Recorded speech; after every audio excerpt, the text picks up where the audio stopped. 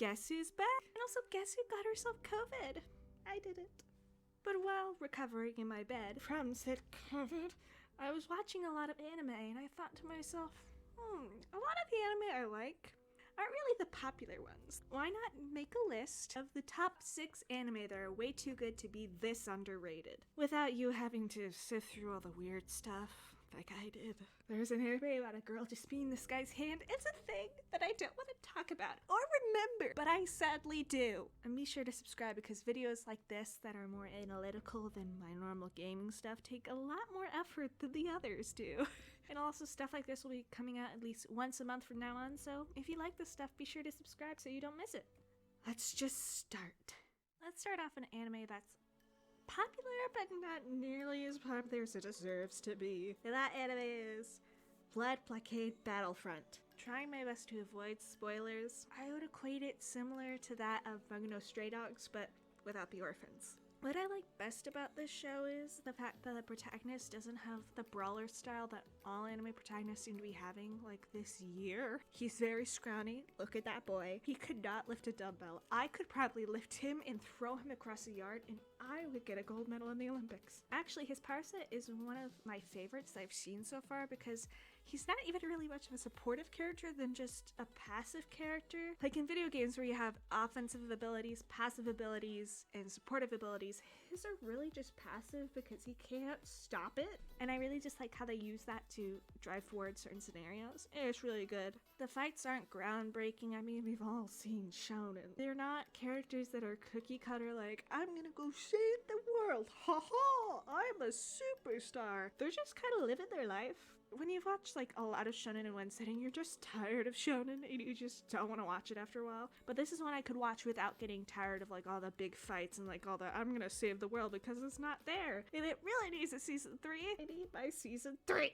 When I first started to watch anime, what I'd do to find new anime to watch was to go on Hulu and just search under the anime tab and just look for any anime that had a good poster and it looked interesting. And that's how I found a little anime called Bloodline. It's a story of a vampire who loves humans, meeting a human girl, and all the wacky shenanigans that they get into. It's a great parody anime. This is coming from someone who didn't know any anime like riffs or jokes, so half the time they'd be telling anime related jokes. I didn't get it because I was a babe in the new anime world, but I was still laughing. I liked all the side characters. None of them really felt that much one note like in most comedy animes, because they always try to make fun of the tropes. They felt like fully fleshed out characters, and that's really surprising because I think it only has like 12 episodes. But I honestly really cared a lot about the characters at the end, and I desperately wanted a season 2, which we're probably never gonna get, but it's so good. You gotta watch it if you like parody animes. With a deadpan main character in a parody anime, that just sounds like a recipe for success, right?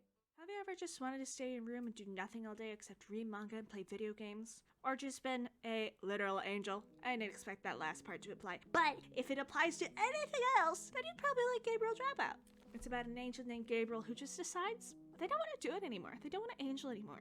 The interactions between Gabriel and the other characters is amazing. I really like them a lot. It's always funny. It's also a relatively short comedy show, the same as one season with Bloodline. If you have time, they're worth watching. This is coming from someone who is notorious for not laughing at comedy anime, and the fact that these two made me laugh seems to tell me they're good shows, so you should watch them and you'll laugh too. If you want a slower paced comedy, or you're just in between shonens, I highly recommend you watch it. It's definitely worth the time. I don't really know whether to call this anime an isekai, cooking, or slice of life anime, but Restaurant to Another World is a good show. It's around 2 seasons, so it's a little more popular than the others I've gone over before, but it's an episodic adventure about characters on their way to the shop, and it tells a lot about the world around them. It's a good story-building anime. It's not the most story-driven anime. It's good to watch on a chill day, or if you're just really hungry and just want to torture yourself, or get more food ideas, whichever you prefer.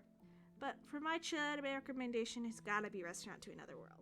Have you ever watched a movie and it affected you so deeply to the point that you could never watch it again? Welcome to Jungle Emperor Leo, the movie that, even thinking about, makes me feel things I don't want to revisit without a support cat.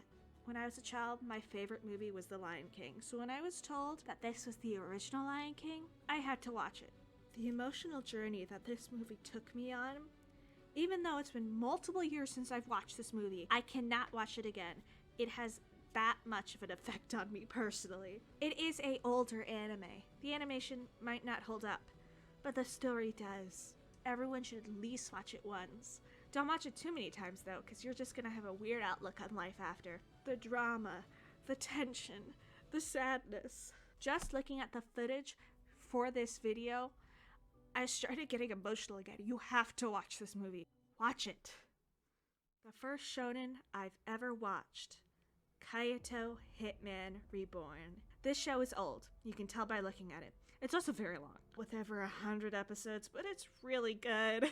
Now, with the influx of shonen nowadays, I understand that it's hard to sell you on a long-length shonen, but what sells the show is the character personalities.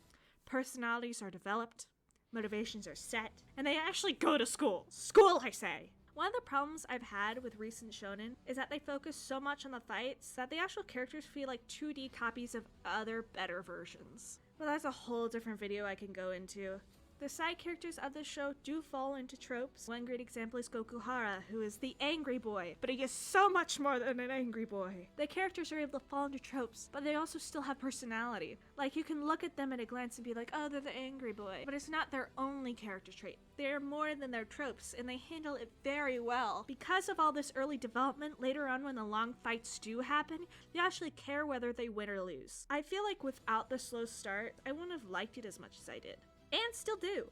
The only thing wrong with it is that it's not finished. I was genuinely sad when I found this out. It deserves way more attention, so if you take anything away from this video, is that all good shows are canceled. After this entire list, if you don't even have one new anime to watch, then I have failed my task.